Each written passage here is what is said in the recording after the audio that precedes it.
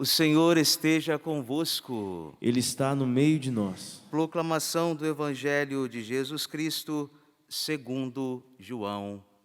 Glória a vós, Senhor.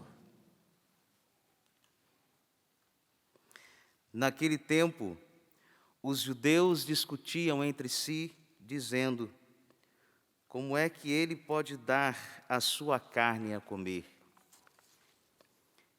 Então Jesus disse: em verdade vos digo, se não comerdes a carne do Filho do Homem e não beberdes o seu sangue, não tereis a vida em vós. Quem come a minha carne e bebe o meu sangue tem a vida eterna, e eu o ressuscitarei no último dia, porque a minha carne é verdadeira comida, e o meu sangue verdadeira bebida. Quem come a minha carne e bebe o meu sangue, permanece em mim e eu nele. Como o Pai que vive me enviou, e eu vivo por causa do Pai, assim o que me come viverá por causa de mim. Este é o pão que desceu do céu. Não é como aquele que os vossos pais comeram, eles morreram. Aquele que come este pão viverá para sempre. Assim falou Jesus, ensinando na sinagoga em Cafarnaum. Palavra da salvação. Glória a vós, Senhor.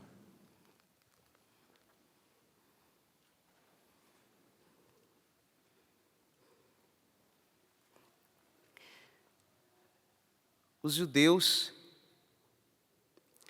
não compreenderam o significado de carne e sangue. Como é que ele pode dar a sua carne a comer? Não entenderam o sacramento da Eucaristia, nem a comunhão com Cristo, o único caminho de salvação.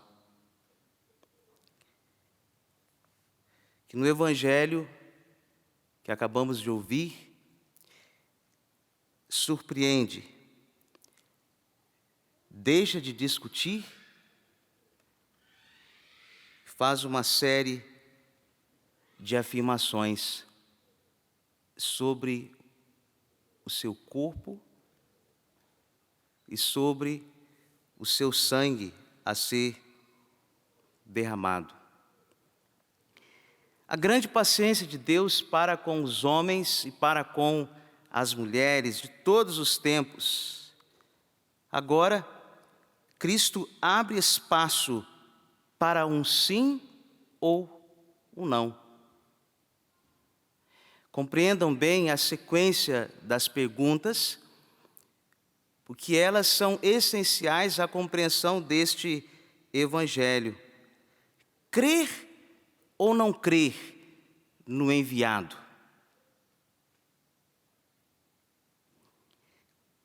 Confiar-se a Ele ou não? Viver ou não viver? É necessário aceitar, meus irmãos, a mudança provocada pelas escolhas. A superação das nossas expectativas passa pelo pão vivo que desceu do céu. E o Evangelho convida-nos a sair do nosso modo pessoal. Junto aos judeus, nós devemos sair do nosso modo pessoal de ver as coisas, de ver o mundo, de ver Deus. Se pudesse ouvir os nossos olhos.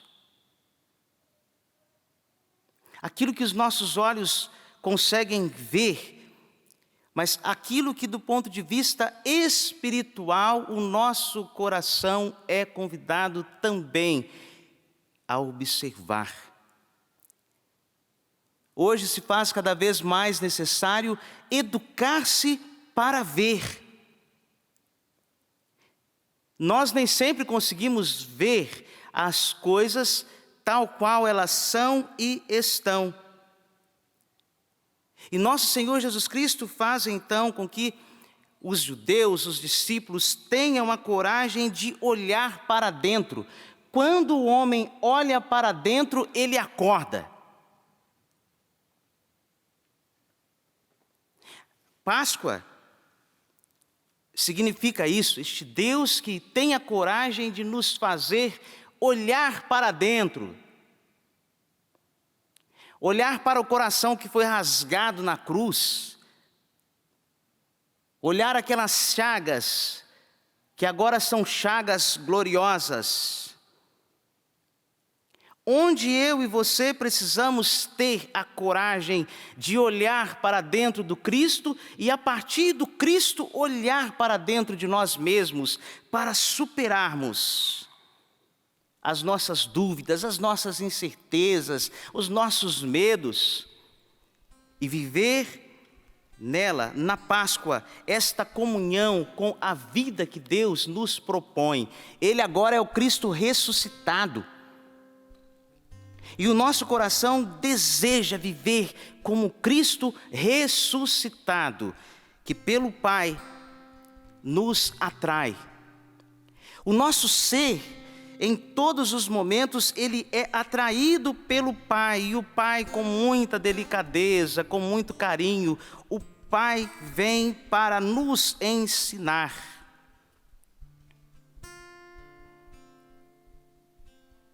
A quem o Pai quer ensinar?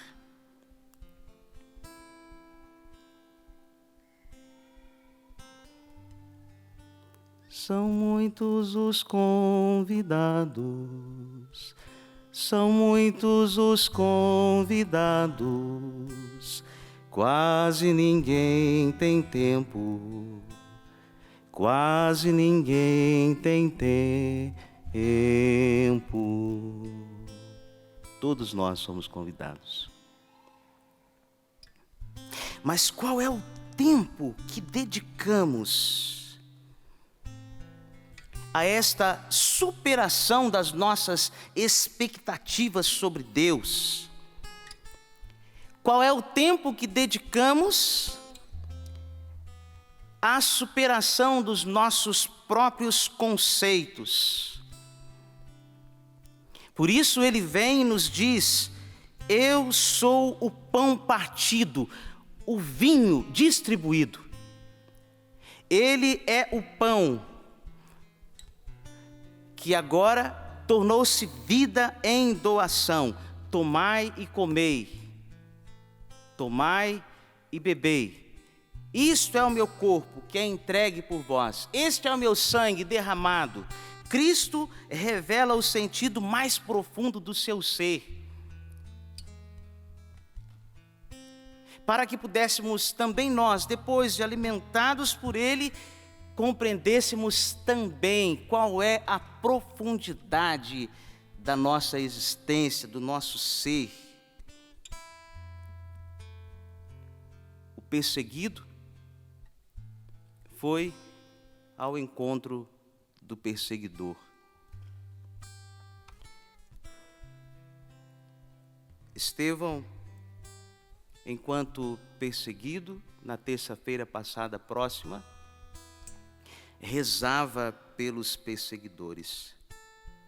E hoje, na primeira leitura, Cristo, o homem perseguido, foi atrás, foi ao encontro do perseguidor. Quais são as razões para ir atrás de Saulo? Cristo provoca uma grande mudança ao coração deste homem que era conhecido por ser perseguidor. Eu gostaria de fazer algumas provocações a partir do Cristo perseguido que vai atrás do perseguidor. Ananias tentou se justificar diante de Deus, mas eu já ouvi falar muita coisa sobre este homem. E pedagogicamente Deus vai desconcertando os argumentos de Ananias e faz com que o coração de Ananias compreenda que é necessário respeitar os processos que são individuais. Pedagogicamente, Deus fez com que Ananias compreendesse que é necessário respeitar encontros e desencontros. O tempo de Deus não é o mesmo para todos. Por isso é necessário respeitar o tempo que Deus tem para cada um de nós e ter a coragem de respeitar ao tempo que Deus tem para os outros. E agora, a vida de Paulo será um grande ensinamento. Ele que compreendia muito bem o outro lado da história, do perseguidor, é agora preparado pelo Espírito para se tornar o homem perseguido por causa de nosso Senhor Jesus Cristo.